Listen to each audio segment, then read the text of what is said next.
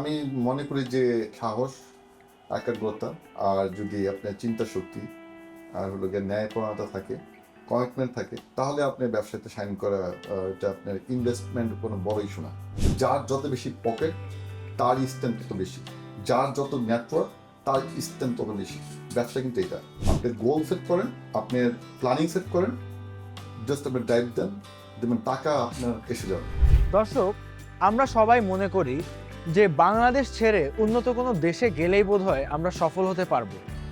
কিন্তু আজকের এপিসোডটা একটু স্পেশাল, কারণ আমাদের আজকের এপিসোডে আমি আপনাদের সাথে এমন একজনের পরিচয় করিয়ে দিব যিনি উন্নত বিশ্বে থাকার সুযোগ পেয়েও সেটা ফেলে বাংলাদেশে জিরো ক্যাপিটাল নিয়ে নিজের বিজনেস স্টার্ট করে আজকে সেটা থেকে একটি বড় লেগাসি বিল্ড করেছেন। তিনি এমন কিছু ডিফারেন্ট সেক্টরে নেতৃত্ব দিচ্ছেন যা আপাত দৃষ্টিতে দেখলে খুবই আলাদা মনে হয়, কিন্তু এই সবগুলোতেই তিনি অ্যাচিভ করেছেন success. He is the founder of Morgan group, he is a former director of FBCCI and he was also the president of SF। তো চলুন আর দেরি না করে আমাদের আজকের গেস্টের সাথে আপনাদের পরিচয় করিয়ে দিই।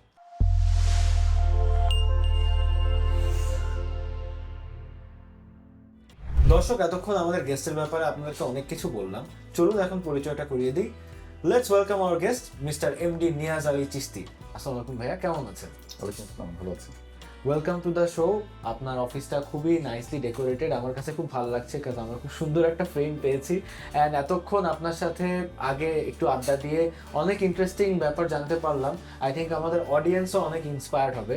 So let's start from the beginning. আজকের যে মর্গ্যান গ্রুপের অবস্থান, এটার স্বপ্নটা আর টেকনোলজি অ্যান্ড চা সব কিছুর একসাথে ব্লেন্ডটা, এই ভাবনাগুলো আসলে আপনার মাথায় কবে এসেছিল? এর শুরুটা কিভাবে হলো? ধন্যবাদ। গল্পটা শুরু হয়েছিল 2000 সালে। 2000 সালে আমি যখন বাইরে থেকে আসি, সুইজারল্যান্ডে আমি ছিলাম। ওখানে আমি বেসিক্যালি আসি হচ্ছিল গিয়ে ছুটিতে আসি। আসার পরে যখন ছুটি শেষ হয়ে গেল, আমি যাওয়ার জন্য রেডি ছিলাম, তখন আমার আব্বা আমাকে যেতে দেয়নি। তখন বলে যান, তুমি যা কিছু করো এখানে করো, তোমার আর বিদেশ যাওয়া দরকার নেই। সেই থেকে যাওয়া থেকে শুরু। এবং এই মর্গের নামটা কিন্তু বেসিক্যালি একটা জার্মানি নেম। মর্গের শব্দ অর্থ হচ্ছিল সূর্যোদয়। মর্গের নামকরণটা আমার আব্বার দেওয়া। আমাকে বলেছিল পরে নাম দাও, আমি এর মধ্যে একটা নাম দিয়েছিলাম মর্গেন। তখন আব্বা এটা চয়েস করেছিল। তখন থেকে এই মর্গেনের উৎপত্তি 2000 সাল থেকে। তো 2000 সাল থেকে আমি স্টার্ট করার পরে প্রাইমারিভাবে আমরা এগ্রিকালচারাল সেক্টর নিয়ে কাজ করি, যেহেতু বাংলাদেশে একটা পোটেনশিয়ালিটি আছে এগ্রিকালচারে। তো এগ্রিকালচার স্প্রে মেশিন, যেটা ন্যাপসেক স্প্রেয়ার বা আপনার জমিতে ওষুধ দেওয়ার জন্য ব্যবহার হয়। তৎকালীন সময়ে আপনার জমিতে ওষুধ দিতে হলো গিয়ে ঝাঁটা দিয়ে অথবা আপনার তাল পাতার দিয়ে, মানে আমাদের কনভেনশনাল যে মেথডগুলো ছিল সেগুলো। এক্স্যাক্টলি। তারপর আপনি খেজুর গাছের ডাল দিয়ে, এগুলো দিয়ে আপনি স্প্রে করতো। এতে অনেক অপচয় হতো। আপনি পেস্টিসাইড, হার্বিসাইড যেগুলো ইউজ করতে, এগুলো অনেক অপচয় হতো। তো আমরা প্রথম ওই মেথডটা নিয়ে আসি, স্প্রে মেশিনটা নিয়ে আসি প্রথমে, এবং ওইখান থেকে আমাদের শুরু এগ্রিকালচার সেক্টরে। এবং মজার ঘটনা হচ্ছিল ওইটা কিন্তু আমাদের এখনো আছে। এখন আমরা এটা আধুনিকভাবে চলে আসছে। এখন আপনার ব্যাটারি স্প্রেয়ার বলে, ব্যাটারির মাধ্যমে, সোলারের মাধ্যমে এখন অপারেট হয়। সেটা এখন আমাদের স্টিল নাম আছে ব্যবসাতে। এই প্যারালালি আমরা এই পরবর্তীতে কালে আমরা টিতে যাই, তারপরে আমরা ওভেনে ইনভেস্টমেন্ট করি, এরপর আমরা ফায়ার সেফটি সিকিউরিটি নিয়ে আমরা কাজ করি, আর একটা অ্যাগ্রো বেসও আমরা কাজ করছি। সব মিলে এখন একটা গ্রুপ অবস্থান করতে পেরেছি। মর্গ্যান গ্রুপের পোর্টফোলিও বেশ ডাইভার্স। আমি নিজেও দেখলাম যে আপনারা চা থেকে শুরু করে technology, fire security, even agro সেক্টরেও আপনারা কাজ করে যাচ্ছেন। কিন্তু একটা স্টোরি, আই থিঙ্ক ওটা আমাদের দর্শকরা শুনলে খুবই ইন্সপায়ার্ড হবে। আপনার মুখ থেকে আমি শুনছিলাম, মানে আমারও একটা বায়াস ছিল, যেহেতু আপনি বিজনেস ব্যাকগ্রাউন্ড ফ্যামিলি থেকে এসেছেন, হয়তো এই বিজনেসটা আপনার বাবার ফাউন্ড করা ছিল, কিন্তু তখন যে আপনি বললেন আপনি একদম জিরো ক্যাপিটাল নিয়ে বিজনেস স্টার্ট করেছিলেন, ওই কথাটা একটু আমাদের দর্শকদেরকে শোনাতে চাই। আমি যখন আসলে দেশে থাকা মনস্থির করি, আব্বার আদেশ নির্দেশ ক্রমে, তখন তো প্রয়োজন পড়ে কিছু একটা করার। তো যেহেতু আমরা বিজনেস ব্যাকগ্রাউন্ড বিজনেস, ব্লাডের মধ্যে বিজনেস, কখনো চিন্তা করতে পারিনি যে আমি হয়তো কোথাও জব করবো। তো আমি নিজে শুরু করার চেষ্টা করলাম। তখন আব্বা আমাকে বললেন যে তোমার কিছু ইনভেস্টমেন্ট দেই, তুমি এটা দিয়ে শুরু করো। তো আমি বলেছিলাম আব্বাকে যে আব্বা, আমি শুরু করি, যদি প্রয়োজন হয় তাহলে আপনাকে আমি জানাবো। কারণ আমার আব্বা একটা আমাদের ওই সময়ই আমরা মোটামুটি সচ্ছল ছিলাম, আমাদের ফ্যামিলি সচ্ছল ফ্যামিলি ছিলেন। আমার আব্বা সচ্ছল ছিল বেশ, তখন বলেছিল বড় একটা পরিমাণ টাকা আমাকে দেওয়ার জন্য উনি সিদ্ধান্ত নিয়েছিল।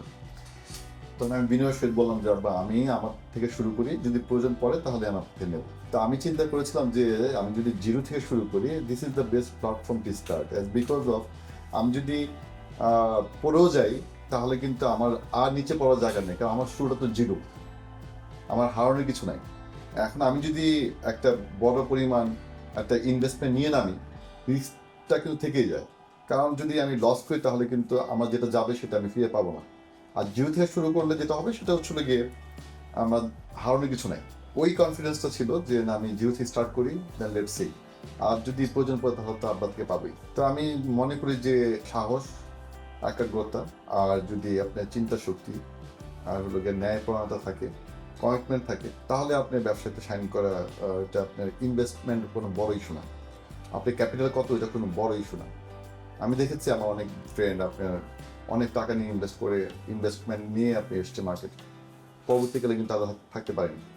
আর স্পেশালি যারা আপনার বাইরে থেকে আসে, 7-8 বছর বা 10 বছর বাইরে থেকে আসে, তারা যদি ইনভেস্টমেন্ট করে তাহলে ম্যাক্সিমাম ক্ষেত্রে যেটা হয় সেটা হচ্ছে তারা পরবর্তীকালে তাদের ইনভেস্টমেন্ট খুঁজে পায়, বিকজ অফ তারা ব্যবসা সম্পর্কে কিছু জানেই না, না জেনে একটা ইনভেস্টমেন্ট করে।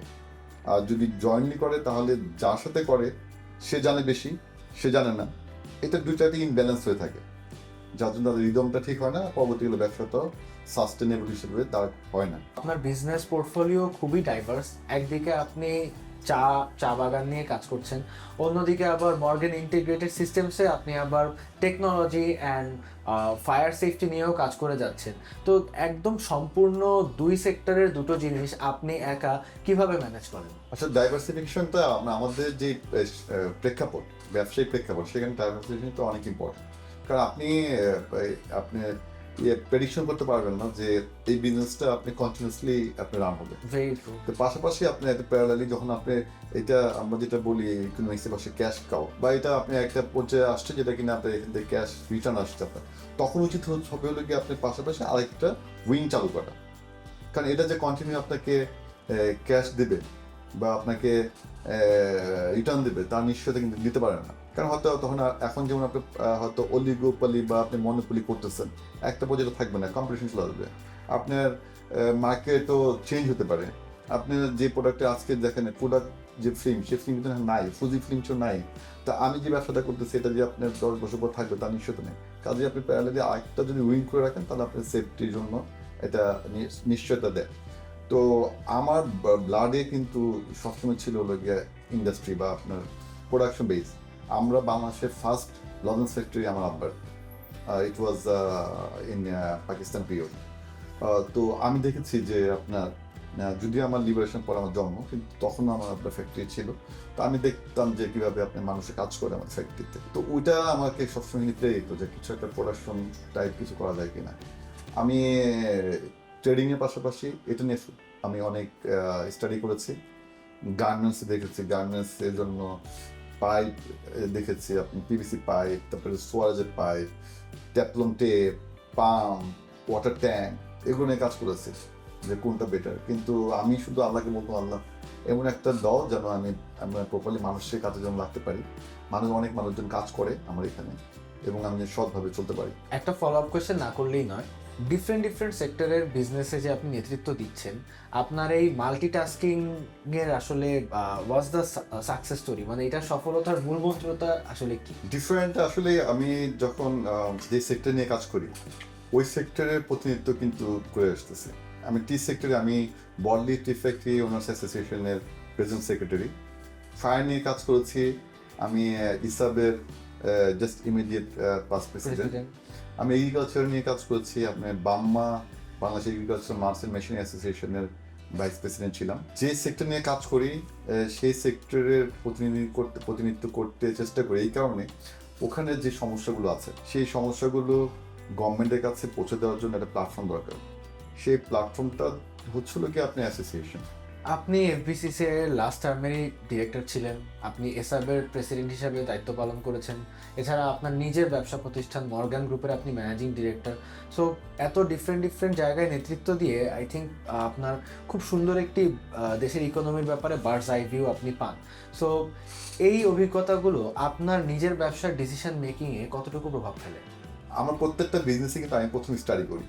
আমি এ পর্যন্ত আপনার সেই 2014 সালে দিকে কিন্তু আপনার একটা ব্যাপক আলোড়ন সৃষ্টি হয়েছিল আপনার শেয়ার বাজারে। শেয়ার বাজার কেলেঙ্কারি, খুব কম লোক ছিল আমাদের সমাজে যারা কিনা শেয়ার ইনভেস্ট করে নাই, কিন্তু আই এম দ্যাট পারসন, আমি একটাও কিন্তু শেয়ার ইনভেস্ট করি। Lucky you. হ্যাঁ, বিকজ অফ আমি যেটা বুঝি না, যেটা জানি না, সেটা আমি করি না। এবার একটু ইকোনমি নিয়ে কথা বলি। আমাদের ইনক্লুসিভ ইকোনমিতে আমাদের দেশের চা শিল্প, বিশেষ করে উত্তরবঙ্গের বটলিফ ফ্যাক্টরিগুলো বেশ গুরুত্বপূর্ণ ভূমিকা রাখছে। আপনি এই সেক্টরের একজন উদ্যোক্তা এবং আপনি এর অ্যাসোসিয়েশনেও গুরুত্বপূর্ণ পদে আছেন। তো আপনারা আসলে কি কি বাধার সম্মুখীন হচ্ছেন, আর কি কি জিনিস আসলে সরকারের থেকে আরেকটু বেটার সাপোর্ট পেলে আপনাদের জন্য আরো ইজি হবে? আপনার উত্তরবঙ্গের চাটা হচ্ছিল কি আপনার হেরিটেজ যে চাটা, আপনার সিলেট শ্রীমঙ্গলের চাটা, ডিফারেন্সটা হচ্ছিল গিয়ে উত্তরবঙ্গের চাটা হচ্ছিল গিয়ে আপনার বড়লিপ, এটা কিনা আপনি কৃষকরা বা ছোট ছোট প্রান্তিক লেভেলের যে চাষি তারা আপনি উৎপাদন করে তাদের বাড়ির আঙিনায়, তাদের যে জমিগুলোতে আপনার চাষাবাদ হতো না ওইসব জমিতে চা উৎপাদন করে। উৎপাদন করার পরে আমরা যারা ফ্যাক্টরি রয়েছে ওখানে আপনার 30টা ফ্যাক্টরি রানিং, সেই ফ্যাক্টরিগুলো ওখান থেকে গিয়ে পাতা নিয়ে এসে নিজস্ব পরিবহনের মাধ্যমে পাতা নিয়ে আসে, আসার পরে ওইটা স্কেল করা হয় এবং অনুযায়ী ওখানে একটা টিম রয়েছে, ডিসি, টি বোর্ড, আমরা মালিক পক্ষ এবং যারা গ্রোয়ার্স বা ফার্মার্স তাদের একটা পক্ষ, এই চার পক্ষ মিলে একটা প্রতি মাসে একটা মিটিং করা হয়। সেই মিটিংয়ের মাধ্যমে আপনার দরটা নির্ধারণ করা হয়। এটা বলে কাঁচা পাতা মূল্য নির্ধারণ কমিটি। সেই মিটিংয়ে আমাকে ডিসাইড হয় পাতাটা কত করে কেনা হবে।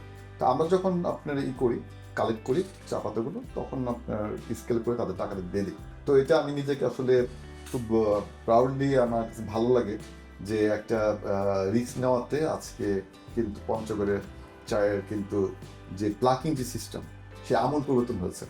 এখন অনেকেই মেশিন আনতেছে, চায়না থেকে মেশিন আসতেছে, অনেকে অনেকভাবে সোর্স করতেছে, কিন্তু ইনিশিয়েটিভটা নিয়েছিলাম আমরা।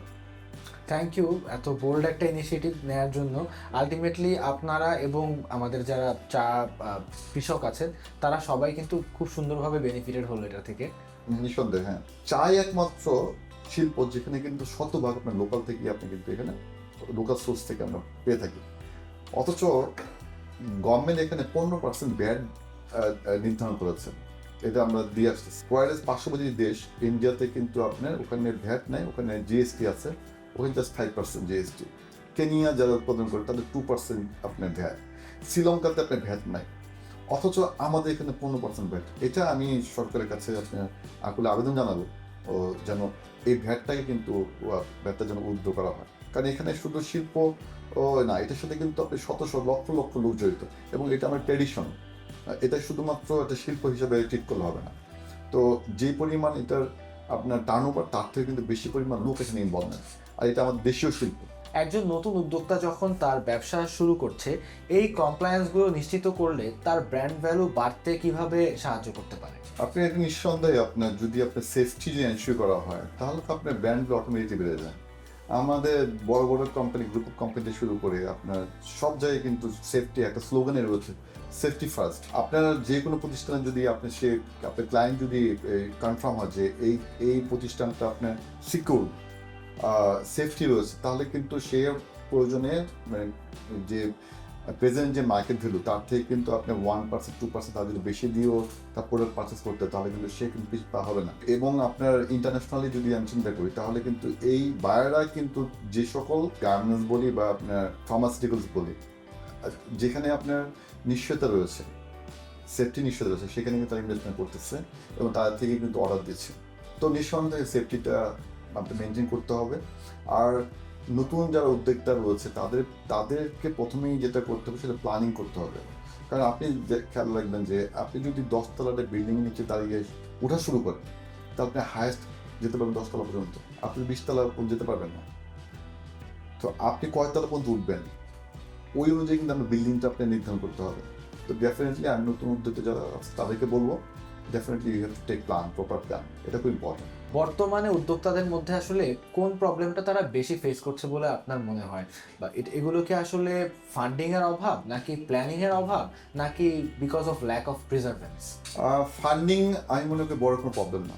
আপনার ব্যবসা করার জন্য বড় আপনার দোকান হতে হবে, একটা আপনার মার্কেটে একটা শোরুম লাগবেই বা একটা কারখানা লাগবেই, তা নয়। কিন্তু আপনি শুরু করেন, এতে হবে যেটা সেটা হচ্ছে আপনি নিজের স্ট্রেংথ কিন্তু বাড়বে।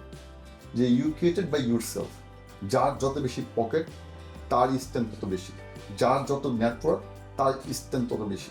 ব্যবসা কিন্তু এটা উদ্যোক্তাদের জন্য থাকবে আমার প্রত্যাশা থাকবে বা আমার উপদেশ থাকবে যে টাকা ইম্পর্টেন্ট না, ইনভেস্টমেন্ট নট ইম্পর্টেন্ট।